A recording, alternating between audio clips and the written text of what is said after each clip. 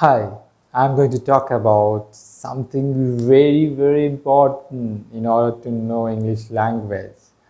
You know what is that?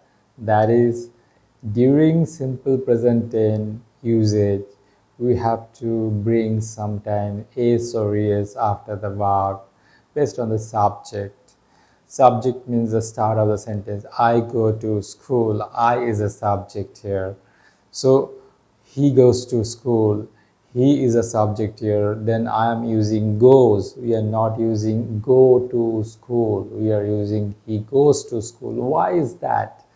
That is a rule of English grammar that if the subject is third person singular number, then we'll have to bring s or es along with the verb we use. In case of simple present tense, simple present tense means normally habitual thing, normally things we repeatedly do every day on a day-to-day basis. Therefore, I can say in a different way, let me put through.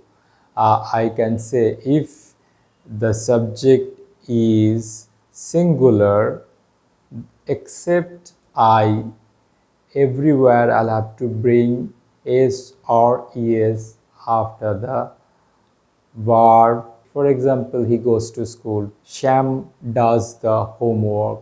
Sometimes he doesn't act properly. Singular, the subject is always, all these examples I have given, all the cases subject is singular.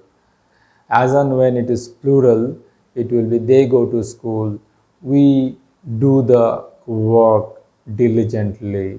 This kind of thing happen. But in case of I being a singular thing, I means, myself, Ami. However, in case of I, we have to use normal way, like as if it is plural. I go to school, I do the homework, I eat rice, I get up in the morning. But if I say Rama, then we would be saying Rama gets up in the morning at 6 o'clock.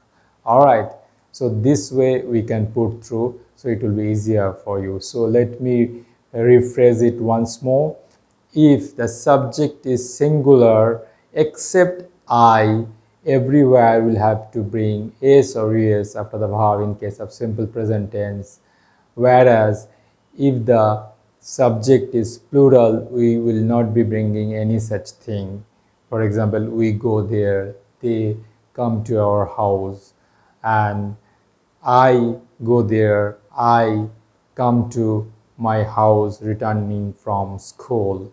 Like that we can use except I. Only exception is I.